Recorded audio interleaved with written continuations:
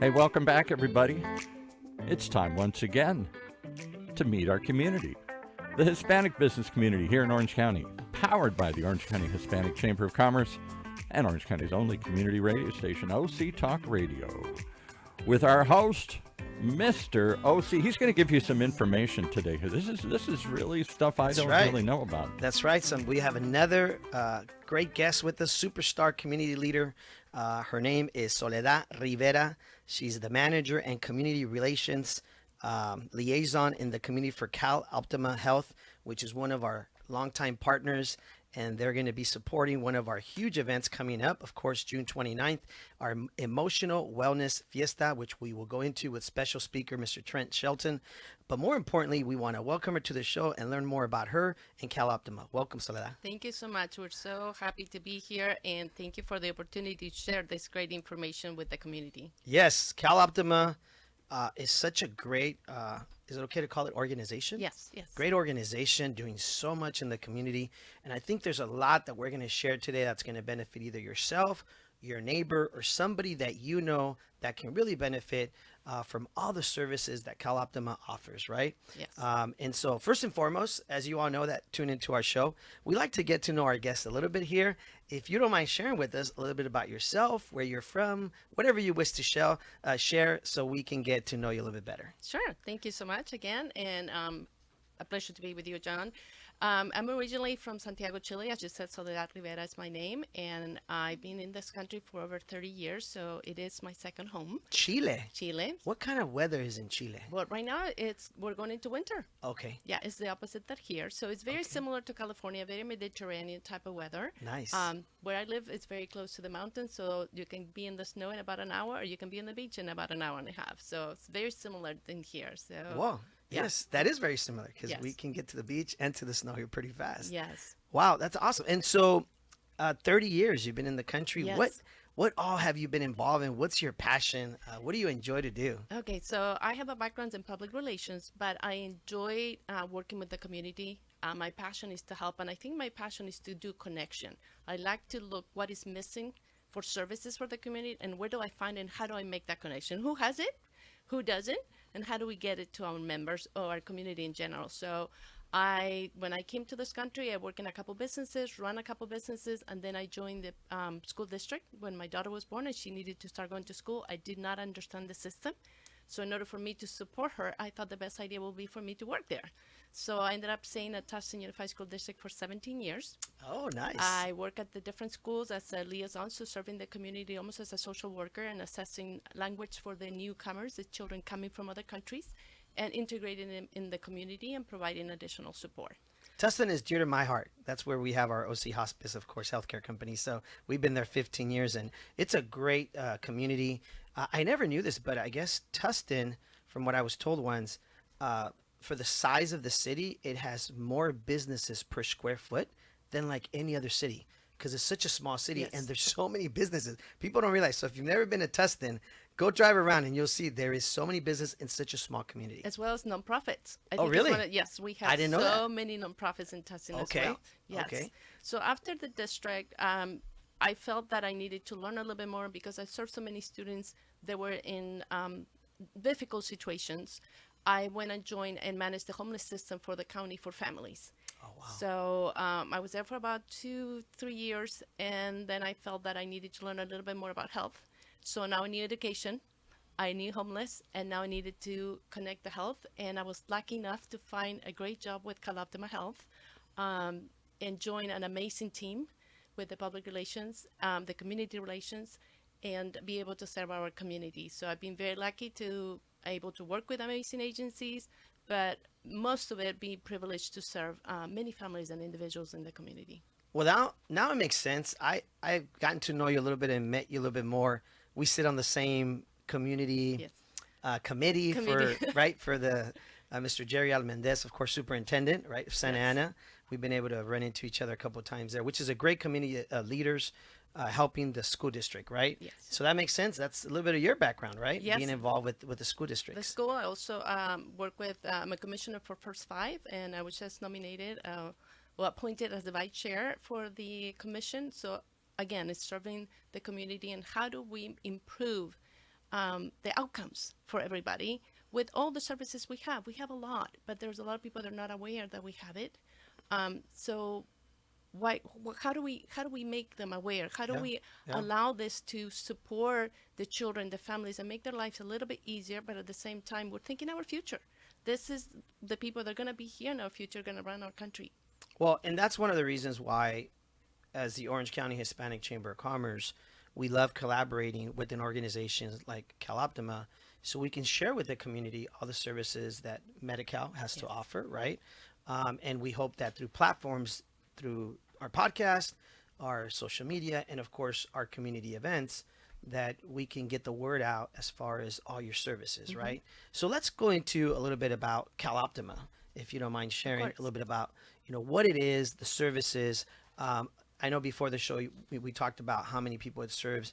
One of every 3 people in Orange County is served by CalOptima. We have about close to a million members right now in Orange County. A million members. Yes. Wow. That's pretty impressive. It is very great. And through communities and to agencies and to partners like the Orange County Hispanic Chamber of Commerce, we're able to connect our members with services and be able to spread the word about the many, because it's so hard to name all the services CalOptima has to offer. But we are a public agency. We manage the medical system, but we do not do the eligibility. That's done by the Social Services Agency. But we do manage the programs. So we have programs right now. We have several new initiatives, but one of the most important ones that we were talking about a little bit before is the medical expansion. So if you're not familiar with it, Medi-Cal used to be only for people, they were documented in the country. And then a couple years ago, through one of the governors, I'm not going to say names of anybody, but it was open to children. So any children, not regardless of immigration status, could apply and be a member of Medi-Cal, receive medical services. Wow. Then about a year ago, it opened for anybody from 19 to 25, because before it's 0 to 18. Okay. So then we're expanding a little bit more. That's great. Last year, it was anybody over 50 years of age, up to 100 or more, regardless of immigration status. Over 100. Did you hear that, Paul? That's you. Because that's our community now. I'm close to 100. I like to mess with Paul. Wow, that is great. So it has gradually expanded to more services beyond certain ages. Yes. Oh, wow, that's so great. Now this year is for anybody 26 to 49. Regardless of immigration status, again, as long as you meet the income eligibility, it's been an asset elimination before. If you had a checking account or certain funding in your bank account, you had a car, you had a property, that limited the access you could have to Medi-Cal. Now that it's a barrier that is no longer there. So anybody can apply. And we want to make sure people are aware, because so many people are concerned about public charge. How is this going to cause trouble for me later on if I want to do my paperwork to be legal in the country?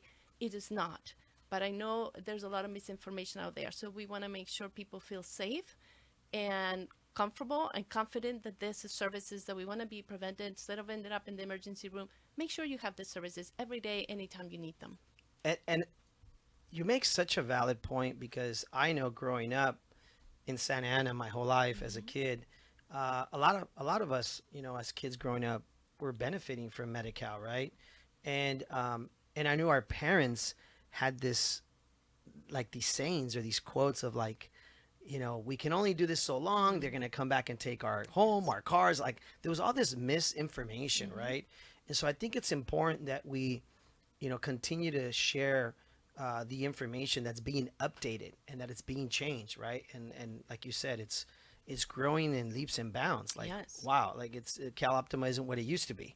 Exactly. Maybe that should be the same. Exactly. CalOptima isn't what it used to be. It's like a whole different world today, right? It is, and it's an open home. We want people to feel comfortable to come to our offices if they need help, but there's also so many agencies in the community.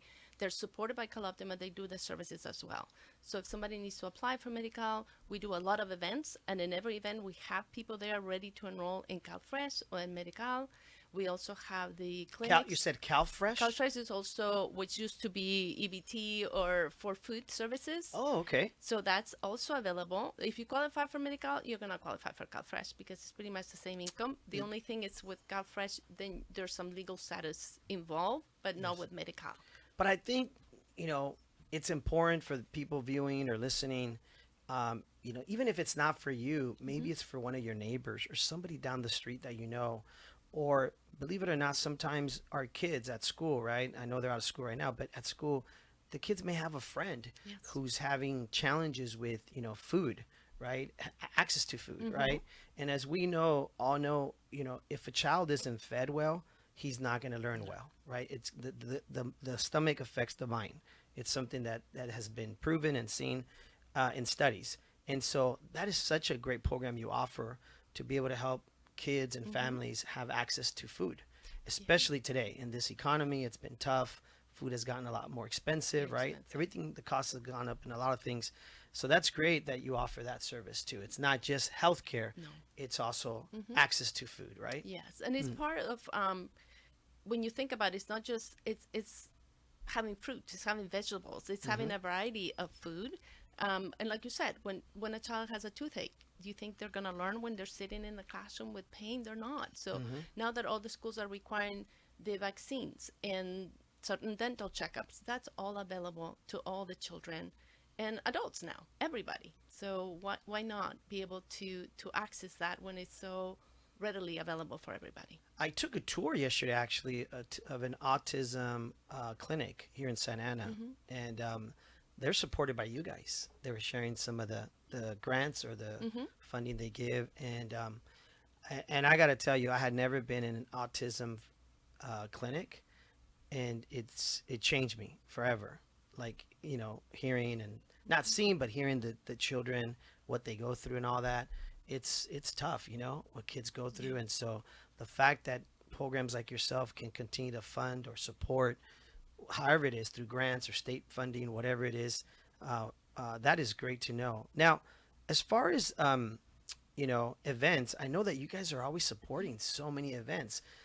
Is the goal to just be there to get the word out and let people know who you are and what you're doing? Yes, mainly do that, offer the services, bring other community-based organizations. Again, the collaborations is super important for CalOptima, and we have so many partners, but we want to make sure as they support us, they feel supported by us as well, but most importantly, support the community. So we bring all those agencies to come to an event so people have easy access again, have a fun time, enjoy, not only just get that, but also, face painting, magicians, balloons, Make activities, it fun. make it fun. Well, you got to make it fun, Yeah. right? For the families to come and the kids to come, Yeah. which is the people you're serving, right? Exactly.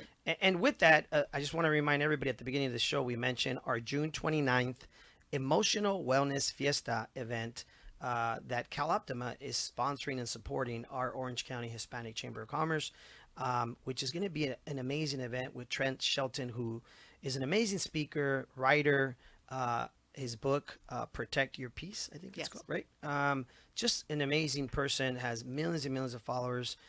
Will be speaking at this event June 29th. It's like a half a day event on Saturday, and shout out to Santa College, Yes, Santa who's College. who's hosting it, right? Another one of our partners here at the chamber. And it's interesting because the title says Emotional Wellness Fiesta, and Paul earlier said, oh, so you can have fun doing this. And I said, that's the goal, right? Is sometimes you have to say, look, let's make it fun so people can come and bring their kids or their families, and we can discuss hard topics.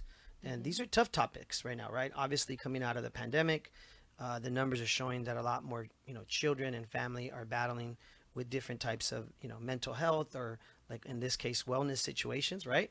So this is great that CalOptima is behind this. Yeah, and we're very excited that the Orange County Hispanic Chamber of Commerce has decided to do something like this and give importance to such a current topic, because we know, like you said, children are being affected at school. The pandemic caused a lot more issues, but I think they're coming more to light. Things that were happening in the past, and maybe people were a little scared to talk about it. Yes. People were looking at them funny if you talked about it. So like you said, with this event, besides making it funny, it's actually taking in consideration people's feelings, because you don't want people to feel I'm coming here just for a giveaway. That's not the point. The point is we want to provide the resources, but also be respectful of the needs of the community. Yeah, I think what's going to be great for those of you that don't know about the event, and this is the first time you're listening about this particular event, our Emotional Wellness Fiesta, is that there's also going to be a mini kind of like business expo that day that's going to provide different services with different resources for those that will be coming to the event. They can have that resource for their loved one who's battling this, right? Just different ways to be able to help the situation, right? And they're going to be enrollers as well. So there's going to be medical enrollers there that day. So if anybody needs to ask questions or would like to learn more about enrolling for medical, they're going to be available there that day as well. Now, this is a private event. It's by invite only. So if you know anybody that would like to attend, leave us a message, leave a comment. Again, it is June 29th. In case you see this video after June 29th, it's important we mention the date. There is limited seating because it is at the college. It is at this big auditorium. But even though it sits 300 and plus people, it's not a lot when you have... There's been a lot of tickets that have been allocated to certain groups that are already dealing with these situations, so they can focus on inviting that demographic group, right? And so 50 went here, 50 went there, and when you start distributing 50 here, 40 here, 30 there, it goes by pretty fast when you're thinking about 300 plus tickets, right? But if anybody listening or watching knows somebody who is, I guess you could call a caregiver, right? Yes. Of someone dealing with this situation, let us know, reach out, because even after the fact of this event, if you need the resources, we can still connect them to someone like yourself, right? Yeah, and In CalOptima has a behavioral health department. Yes. Has support for that. As we were saying earlier about the children, also something very important to mention is if a child or an adult has specific needs, like a wheelchair, like a ramp, a child has a specific asthma or allergies issues, there is funding within the medical part that they can cover those things for those children or those adults in need. So it's not just the medical, the dental, the behavioral. There's a lot more comprehensive support with medical. And I think that's where a lot of people don't understand that there's so many layers and services to what CalOptima does, right? Yes. And that's where, you definitely want to reach out to one of your local clinics, right? Yes. That you're saying that can also help you apply for these services.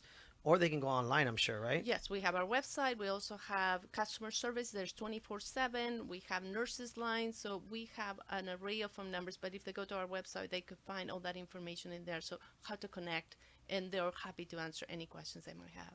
So for those of you listening, if this is something that you feel would benefit somebody, feel free to leave us a comment, make a note somewhere, wherever you're going to be viewing this. Because, look, at the end of the day, this is money that's being directed towards this area, right? And this is state money, right? Yes. State and money federal funding and too as federal funding. So it's already being allocated.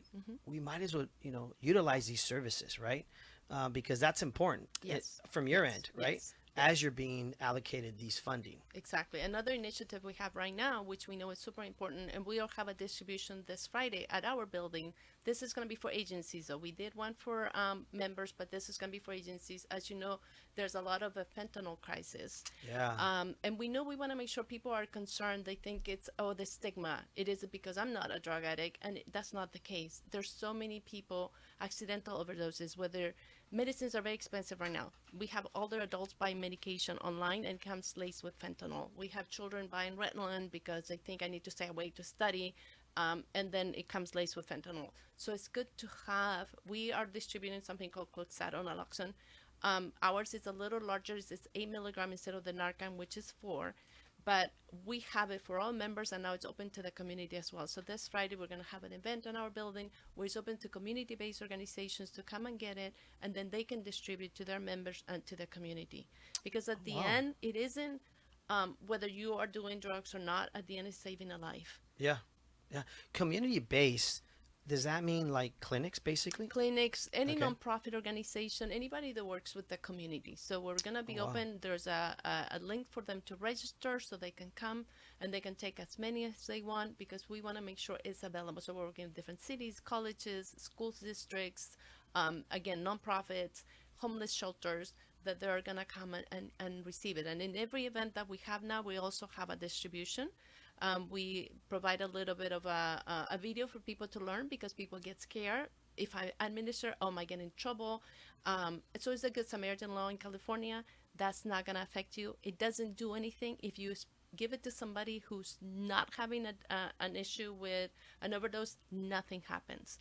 So it's the educational part as well, so people feel comfortable. I carry it on my purse all the time. You never know when something could happen, and you can save somebody's life. Oh, wow. So it's not just for the sole purpose of somebody who's using it, it's more for an emergency situation. That's very interesting. Yes. And that will be this Friday. What time? It's 9 to 1. 9 to 1. Actually, 9 to 2 in our this is building. in at your building, CalOptima, yes. which, if many of you don't know, it's City of Orange. City of Orange, right? right And behind it's the block. Right behind Or the block. outlets. When we were growing up, it was called the city. Yes. And then the block. And now the outlets. And now the outlets. It was so funny. Somebody at an event the other day mentioned that. He goes, wait, is it still called the block? You know? But yes, it's right off of State College, right? And the 22 freeway? The 22 freeway. So this, Yeah. again, this is for agencies, not for individuals this time. But any event that we have, then people, regular members or non-members, can receive it as well. And then I'll go into our back to school event, which will have some distribution of naloxone. Yes. You also have a back to school event coming up. Yes. When is that? Very excited. It's going to be August 3rd, and this is our second year of having Congratulations. a back to Yes. school event. So very excited. We're determining the site right now. Okay. But we will have backup distribution, helmets, shoes, food, diapers, and an array of other services as well. We'll have enrollers for medical. We're very lucky to always have our partner social service agencies. They come with about 25 enrollers that are there to support the community. Again, enroll in Medical Local Fresh. And then, other events, activities for the children. We are going to have the ducks there. They're going to do games for the kids. Nice. We're hoping to have a couple other, I don't want to say yet because they'll be surprised, but a lot of fun activities for the children. Wow. I want to be there. Let's go. This sounds like a fun You're event. invited. You're invited for sure. I'm there. No, this is what's beautiful about these organizations in our community. Obviously, we're so proud and honored to have you guys as partners of our Orange County Hispanic Chamber of Commerce, because even though the show is only 30 minutes, and we've actually covered a lot in like 20 minutes, right, Paul? A lot of services, right?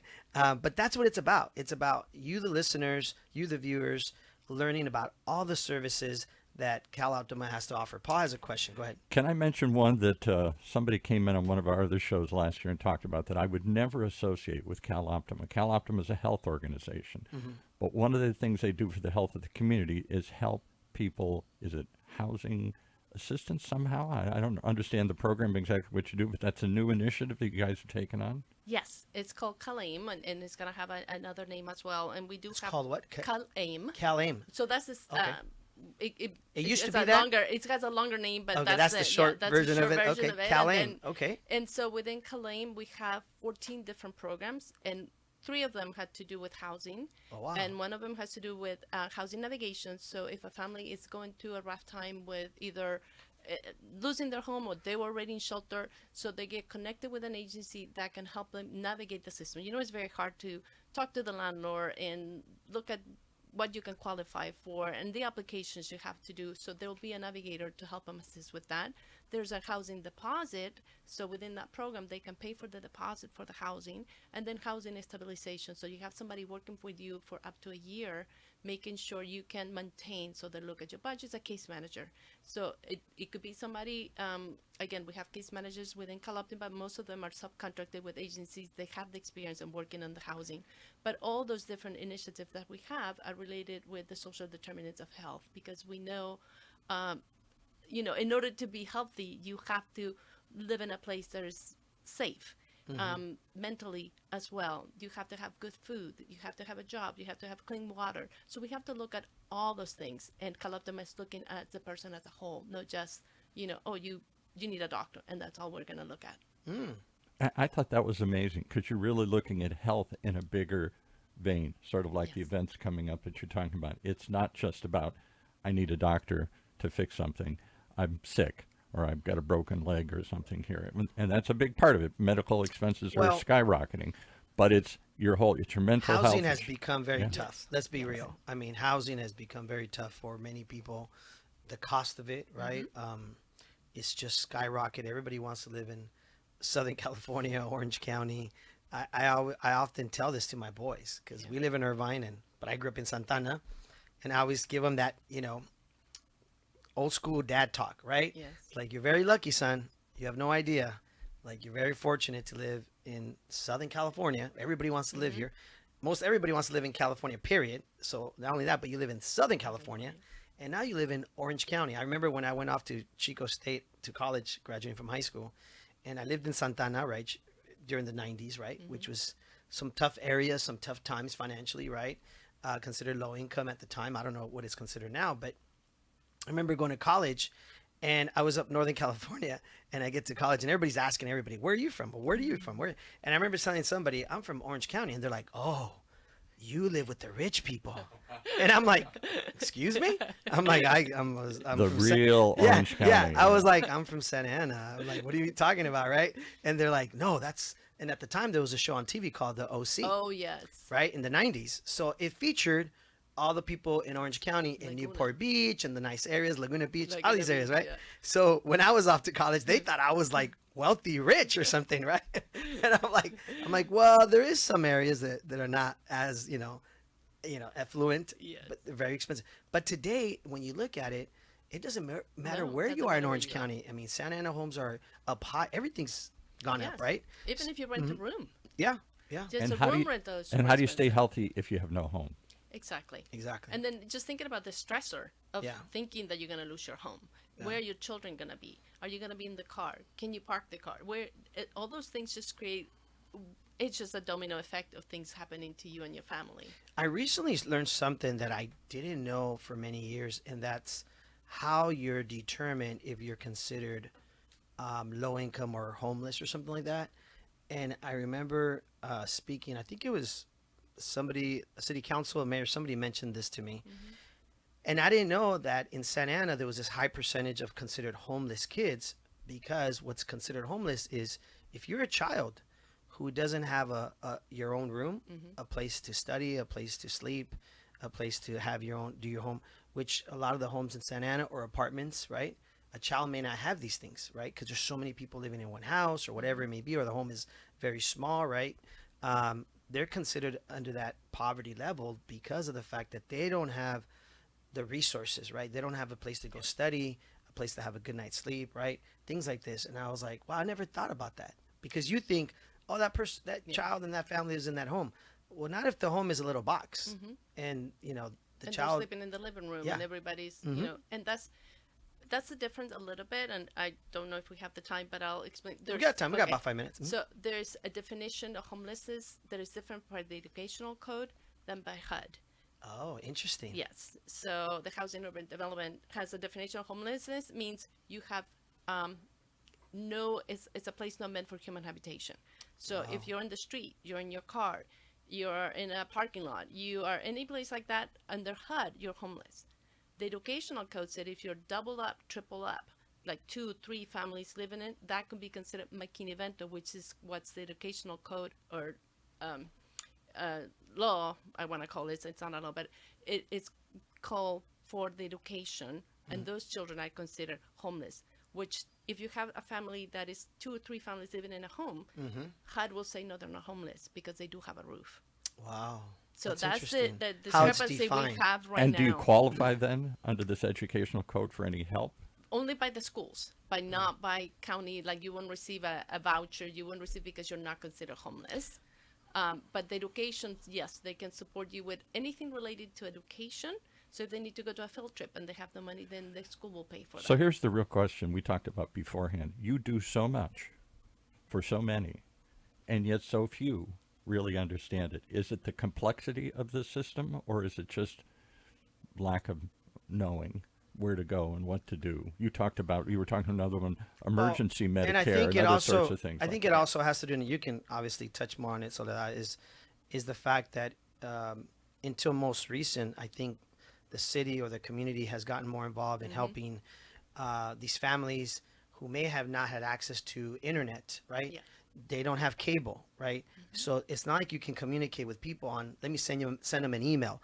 Email blast doesn't work if you don't have internet, right? Exactly. And so I think during the pandemic, a lot of this came to light, right? Yes. That so many of these kids were stuck at home, but didn't have internet, or there was no line of communication, right?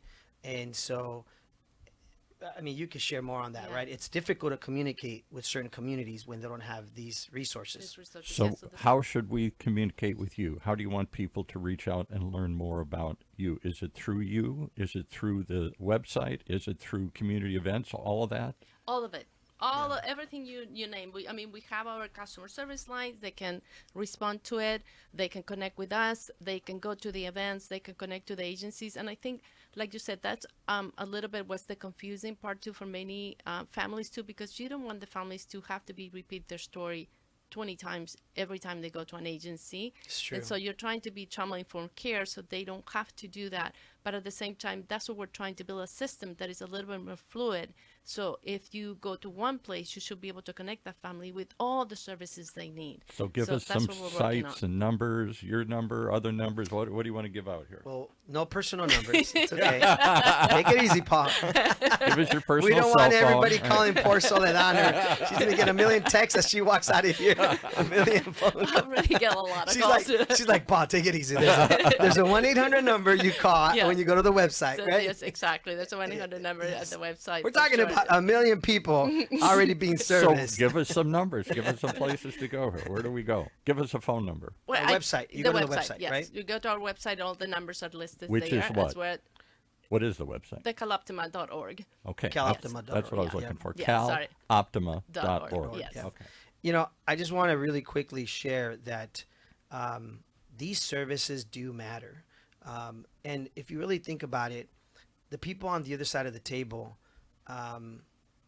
you have to think of in their terms. They're not excited, or maybe they're embarrassed, right? To, like you said, you just made a great point that came across my head when you said, we're trying to prevent them having to tell the story 10 times, because nobody wants to have to admit that as a parent, I'm struggling financially. Exactly. And I can't feed my child, or I can't clothe my child, or I can't give them services that are, services that other kids in the school have, but I don't have, right, the resources.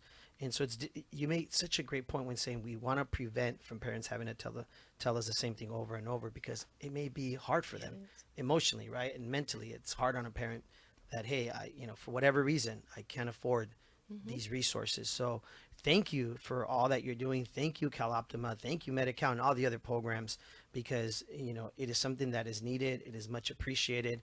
Again, folks, June 29th is our Emotional Wellness Fiesta with Mr. Trent Shelton, a great speaker. Thank you, CalOptima. Thank you, Soledad, for being on our show. I know the show is only 30 minutes. It goes by so fast. If anybody wishes to attend, I know there's limited tickets for our Emotional Wellness Fiesta, but if you wish to attend, you know of somebody that's battling some sort of difficult wellness situation with mental health or whatever it may be, leave a comment, send us a message. As you know, we always let you know at the end of the show. Follow our Instagram, OCHCC, which is the Orange County Hispanic Chamber of Commerce, on our Facebook page. And you could always leave us messages anywhere there in our social media, and we will get back to you as soon as possible, because we want to make sure we're passing on the information, the questions, and the resources with our community partners, because that's important. Important. I wanted to thank the Orange County Hispanic Chamber of Commerce, because you guys have been so supportive of everything CalOptima is doing as well, supporting our members, supporting our community. You've done more than this event that you're talking about, this coming up. You Yes. have a lot more events. You've done some events at our building. Yes, we did that. Was it like 6 months ago? Maybe? Yes, amazing. The Yes. community being part of it, Yes. and spreading the word, and making sure your members and the community at large is aware of not just the CalOptima services, but other services that are in the community. So I think that's super important. And the other point I want to make, and this was a CEO that I have many years ago that he said it, and I know it's been said many times, but I think it's super important. It's not a hand down, it's a hand up. Yes. And it's providing the family the pride to be self-sufficient. Yes. It's not a matter of thinking you're going to be dependent for the rest of your life. That's not the point. The point is we're going to give you the tools so you can use them, make your children safe, and then somebody else can take them later. Yeah. I will end the show with this. When we were kids, my mom, we had food stamps, and it was something that helped us as kids. My dad was a hardworking landscape worker. Financially, it was tough for him. And as I grew up, my mom, I could tell it bothered her that I would share the story when I would speak at high schools or colleges. And I said, Mom, no, don't be embarrassed.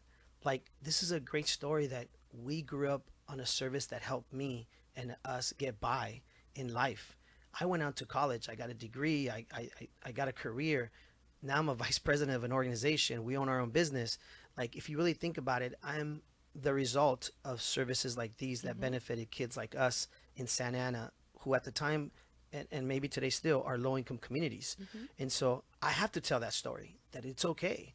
Like, you can be one of these kids and make it out of that tough situation and make something of your life. And I said, don't ever be ashamed of that, you know? And so I understand that it was tough for my mom and probably for my dad. But thank you for the services, and it's greatly appreciated. And with that, I know we ran out of time. Paul Roberts always starts giving me that stinky eye. But I hope we've shared some good information with the community. I hope that today you've learned something more about CalOptima and all its great services. Again, go to the website, leave a comment. And June 29th, Emotional Wellness Fiesta. It's going to be an amazing event. And thank you, Soledad, for sitting on our wellness, health and wellness committee that we have at the chamber now, because it's a great committee, and we're all collaborating and supporting each other. And with that, I just want to say thank you so much for being on our show. Oh, thank you for having me. All right, folks, there you have it. Our community podcast show powered by the Orange County Hispanic Chamber of Commerce, where our community is your community. Mr. Paul Roberts, take it away, sir.